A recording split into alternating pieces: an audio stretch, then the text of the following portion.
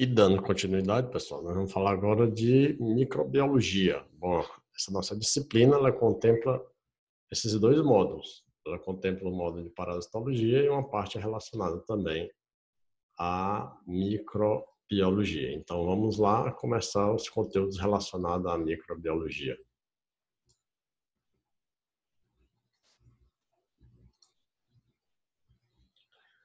Então, microbiologia. O que a microbiologia de fato vai estudar?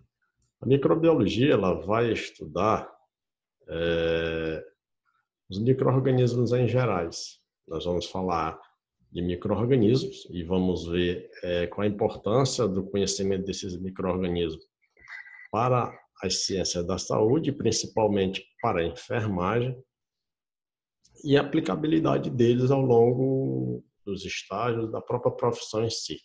Então, assim, microbiologia. O que nós vamos estudar em microbiologia? Esses seres aqui, né? Vírus, bactérias, protozoários, e os meios que eles se transmitem dos seres de um para o outro e a forma e particularidade de cada doença específica desencadeada por cada um. Então, bora lá, para o primeiro slide. Nosso primeiro slide, ele fala o seguinte: microbiologia, vai para a definição de microbiologia. É uma especialidade biomédica que se dedica ao estudo dos micro-organismos patogênicos. É bom saber de vocês que nós vamos estudar os micro-organismos patogênicos.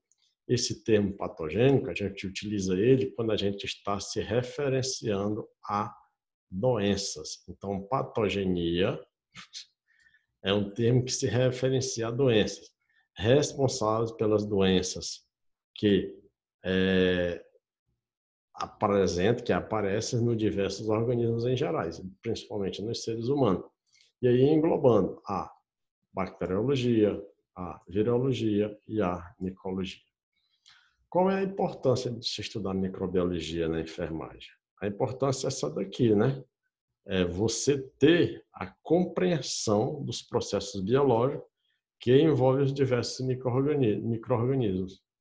É eu entender os diversos processos biológicos que envolvem os micro-organismos no seu processo de transmissão da doença. Então, a partir do momento que eu entendo isso, eu sei muita coisa de microbiologia.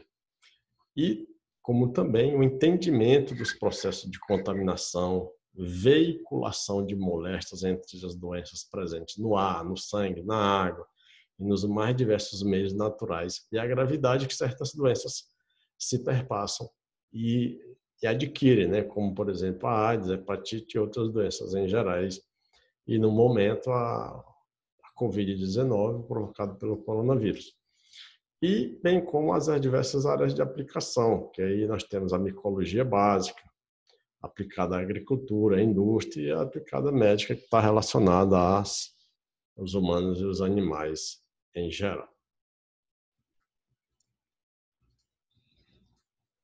Dentro da microbiologia, nós temos algumas teorias relacionadas às doenças, como tem aqui, teoria microbiana das doenças. Então, assim, esse postulado desse cientista, Koch, os postulados de Koch dizem o seguinte: porque, pessoal, as doenças, elas não foram descobertas de uma hora para outra. Existe todo um estudo, uma gama de conhecimento, né, dentro da própria biologia, dentro do próprio conhecimento do que é um ser vivo, a descoberta do microscópio e outras evoluções tecnológicas que possibilitaram o homem chegar a esse grau de conhecimento que está relacionado à microbiologia, porque não tem conhecimento microbiológico sem aparelhos, sem equipamento. Não tem como o homem ver uma bactéria, um vírus, se ele não utilizar um microscópio. E, na atualidade, os microscópios muito potentes no grau de visualização de partículas microscópicas.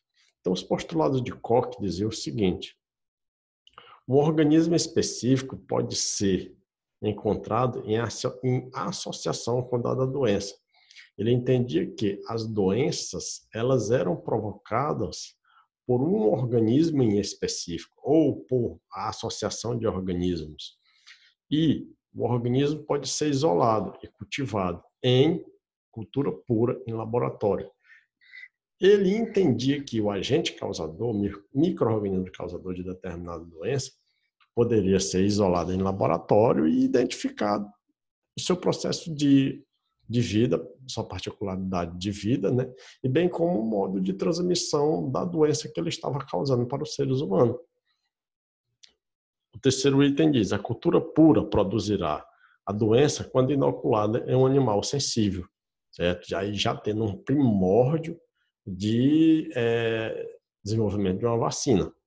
E o quarto item diz: é possível recuperar o micro-organismo em cultura pura dos animais experimentados e infectados. Exatamente, primórdio de desenvolvimento de uma vacina. Vamos para o próximo slide.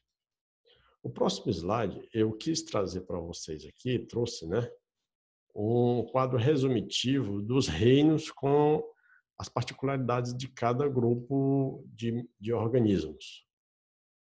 E aí nós vamos ver de modo geral, e depois que a gente vê de modo geral, a gente vem na parte de microbiologia estudando as patologias em específico provocadas por cada grupo.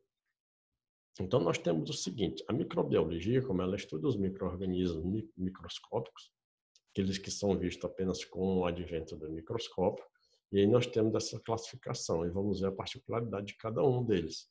Então, vírus. O que é um vírus? Atualmente, nós vivemos um momento de pandemia provocada por um vírus. Então, quando a gente fala a palavra vírus, na realidade, nós estamos nos referindo a seres que nem considerados seres vivos são por muitos especialistas, certo? Então, muitos especialistas não consideram os vírus como seres vivos devido a determinadas características que eu vou falar aqui. Então, a primeira característica de um vírus é ele ser acelular, ou seja, ele não tem célula. Então, devido a essa particularidade de ele não ter célula, muitos cientistas consideram eles não seres vivos, porque a primeira característica de todo e qualquer ser vivo é apresentar célula. Se ele não tem célula, ele não é considerado ser vivo. No entanto, esse vírus, apesar de ele não ter célula, ele tem outras características que um ser vivo tem. Então vamos lá. São menores e mais simples estruturas que existem, né? Até mais que as bactérias.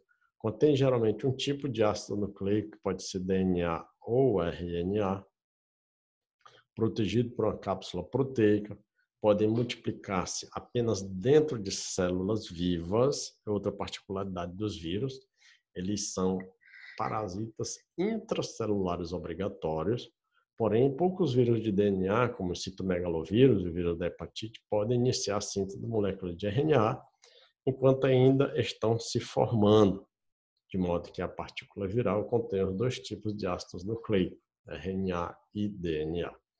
Então, entendido sobre a questão do que é vírus, bactérias. Então, as bactérias são seres procariontes. Em biologia, seres procariontes são aqueles seres que não têm núcleo individualizado, certo? Ou seja, que não tem uma membrana envolvendo o seu núcleo, que é a famosa carioteca, a membrana nuclear. Então, não possui membrana nuclear e as estruturas membranosas intracelulares organizadas, tais como retículo endoplasmático liso, rugoso, complexo de Golgi. Então, as bactérias não têm isso, são consideradas procariontes. E são divididas em dois grupos, eubactérias e arqueobactérias. As eubactérias são as bactérias que apresentam várias formas, tanto formas esféricas, formas de bastonete, forma de espirilhos, e aparecem de modo isolado ou em colônias. São unicelulares e apresentam alguns flagelos. Flagelos são a estrutura de locomoção dessas bactérias.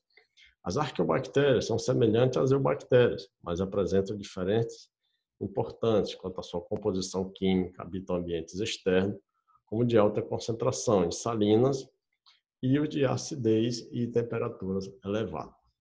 Então, vamos dar continuidade ao entendimento desses grupos. O próximo grupo do qual nós vamos falar são os protistas, os protozoários.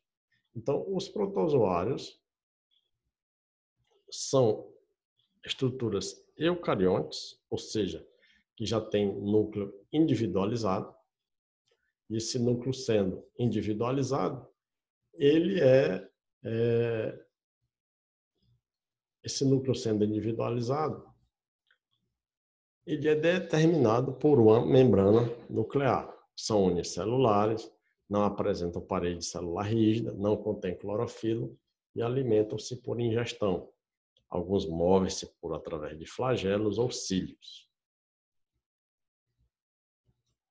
Já os fungos são eucariontes, também possuem núcleo individualizado por membrana nuclear, com parede celular rígida, união pluricelulares, desprovida de clorofila e alimentam-se por absorção. São conhecidos como bolores, leveduras e cogumelos. Os bolores são fungos multicelulares, que produzem estruturas filamentosas, chamadas de hifas e micélios. E as leveduras são fungos unicelulares que apresentam formas variadas.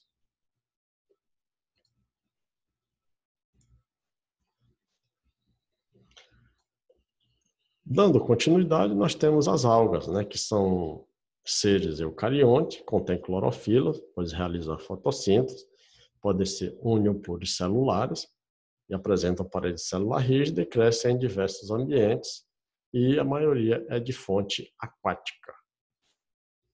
Então aqui, o que a gente traz aqui para vocês, para ilustrar?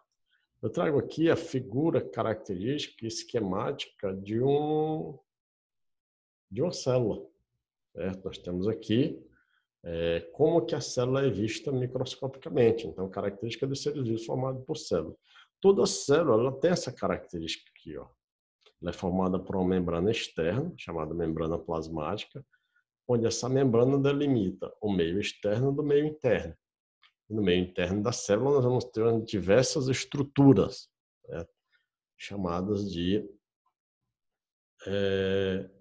pequenos órgãos, que são chamados de organoides, pequenas estruturas que vão realizar funções vitais específicas para as células. A gente não vai estudar cada uma dessas estruturas em si, porque o nosso foco na microbiologia para a enfermagem é estudar basicamente as doenças que são transmitidas por os micro-organismos. Mas nós temos que entender que para acometer o micro-organismo, primeiramente tem que ser acometida a célula. Qualquer estrutura da célula tem que ser acometida pelo micro-organismo invasor, causador da doença, para que isso se perpetue e apresente sintomas no indivíduo. Então, na célula nós temos aqui o núcleo, a membrana que vai proteger o núcleo, com todos os organoides e estruturas presentes em uma célula. Vamos para o próximo slide.